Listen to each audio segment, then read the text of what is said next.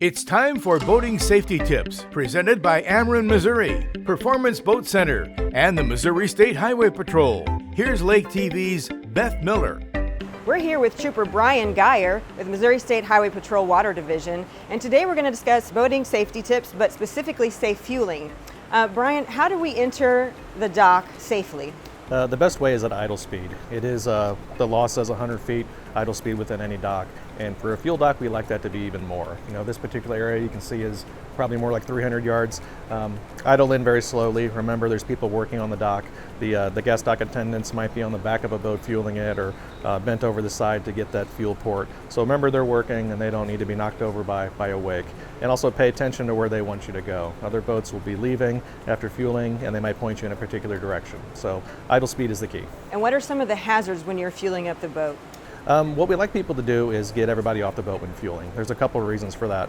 One is your boat won't be tilted to one side, so your tank will get a full tank and not overfill, which causes too much pressure, and not underfill, which won't get you a full tank.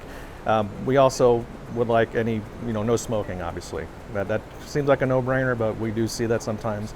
So no smoking, get everybody off the boat. And the last thing is we like for people to close any hatches or ports on their vessel if it's a cabin type vessel. And the reason for that is gas vapors are heavier than air. They will find the lowest part in that boat. So if you have an open hatch to a lower area, those fumes won't accumulate down there and cause problems in the future.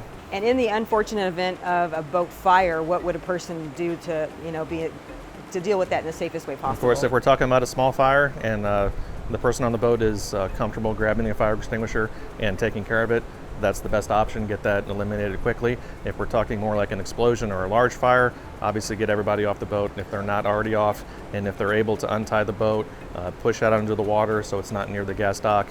We also like that, but we don't want anyone to put themselves in danger to take care of that fire. So it's more what they're comfortable with, but those would be two of the best things. Appreciate it, Brian. We want to thank our sponsors, of course, Ameren, Missouri, our host location, Performance Boat Centers, and of course, Missouri Highway Patrol. I'm Beth with Lake TV.